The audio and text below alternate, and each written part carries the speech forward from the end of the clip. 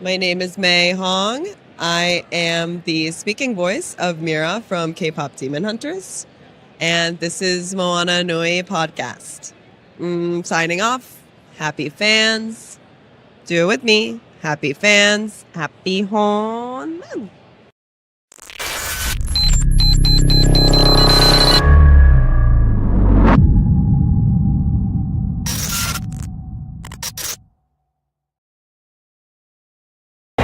Hello, everyone.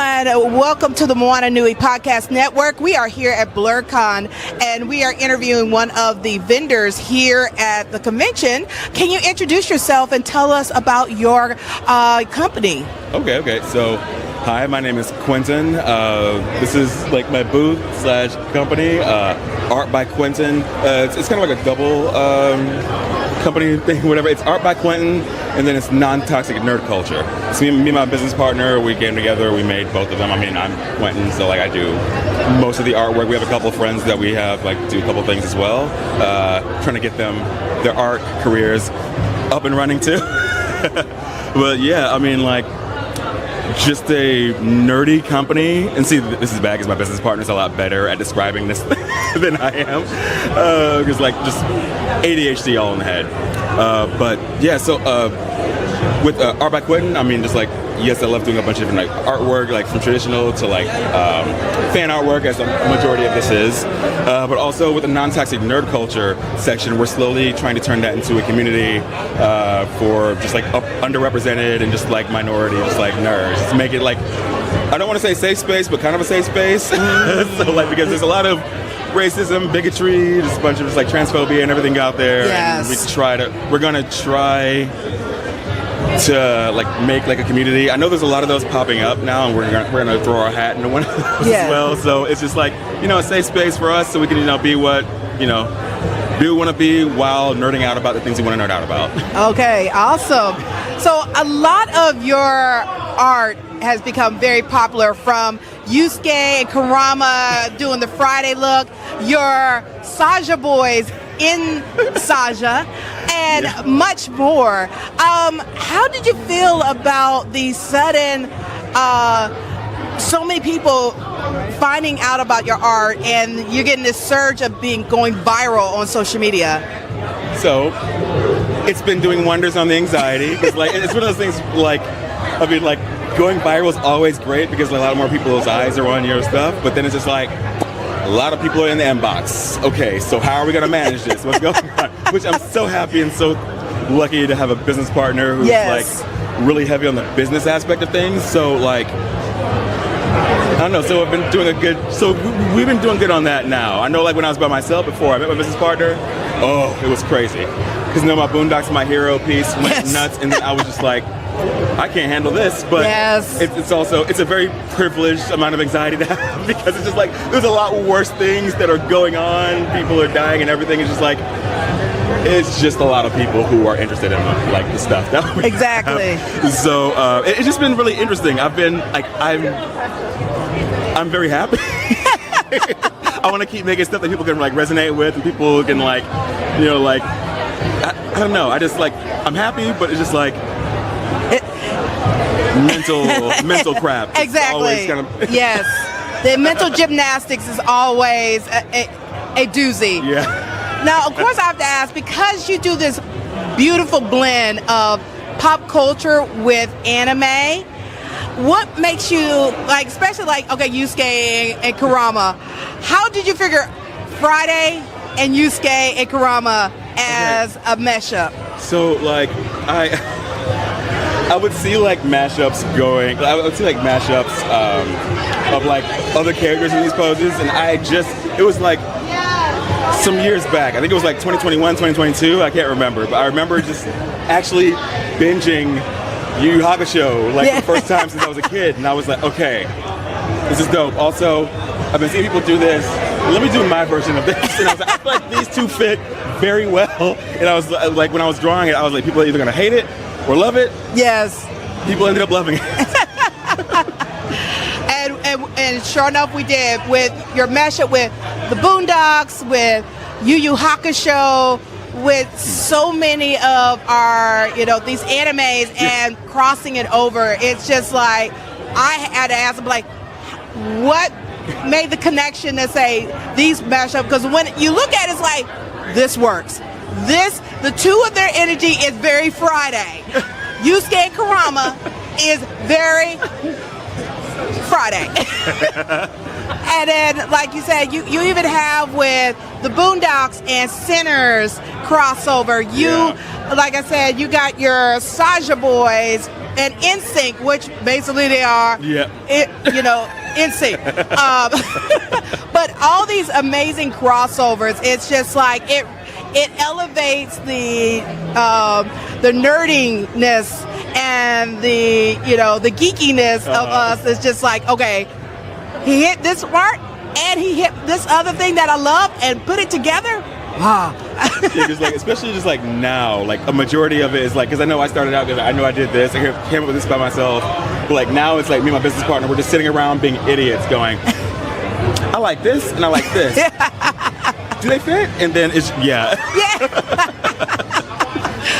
am like even like when I saw like your anime angels, I'm like, oh, he could do so many variations with like having, Captain Hibana and Yoruichi. Oh, don't get me. I'm doing a Bleach rewatch now. I've been slacking on my Bleach. I love the character designs. I've been slacking. I'm trying to get there. Once again, ADHD. I'll start something. I'm like, oh yeah, I'm liking this. Yes. Go to something else immediately.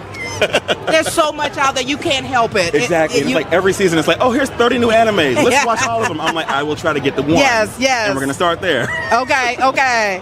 So, of course, like, you not only have the prints, you have shirts, hoodies, bomber jackets, you have the fleece blankets, you even have the knitted blankets. Mm-hmm. What inspired you to expand the content in all these different... Well, one of the things that kind of like really helped, I mean, once again, my business partner, he's like more on the business aspect of things. He basically was like a good chunk of the time, like before that, I didn't want to be bothered. Like I didn't know how to handle all the stock and everything, but like, I don't know, he came along, and all of a sudden I went from prints to t-shirts to blankets to like vinyl banners, and it's just like, we're expanding what we got, basically. And so it's just like, it's a little bit of a challenge, but like, it's interesting trying to like, come at those challenges. Whatever. Yes. It's interesting trying to like, like figure out answers to them. So, okay, I can only bring so much of this. How are we doing this? Okay, awesome. Now, especially being a small business, a lot of people get inspired to seeing all the amazing things you do and a lot of these vendors. What are some tips you would give somebody who's trying to go into doing something like this that you've learned along your journey? I would say definitely start small. Start with like local farmers markets or just like local pop-up shops or like little like events around like where you are, because like that's kind of how I started. And then I found I had a couple pieces that people liked, and so it gave me a big head. I was like, oh, you can't tell me nothing, whatever. I have like 20 pieces. And then I did my first big show. Ooh, humbled. Yeah. Humbled immediately. I was like, but even though, like I lost a lot of money doing that one big show, but then I just kind of like stepped back, regrouped, did some more stuff. I learned a lot. Yes. Like, it's one of those things where it's like, I learned so much from that mess up. Yes. I wouldn't go back and undo it, but I would say if someone could like know that before, I would want to save them some money on that. But like, I basically talked to a bunch of artists that were around me and everything. I learned about placement in like vendor halls. I learned about a lot of stuff, and it was just like, it was eye-opening. So it started off as a bad weekend, ended up being very enlightening and very good. Oh, yes. So for those that could not make it out here to BlerDCon, what upcoming conventions or events that they can see you over in March and April, May? Okay. So here's the thing. We are at a lot. We're at 4 this weekend. Oh, wow. So like right now we're like I'm here, my business partner's in C2, well not C2E2, although he will be at C2E2. He's at Emerald City in Seattle. Yes.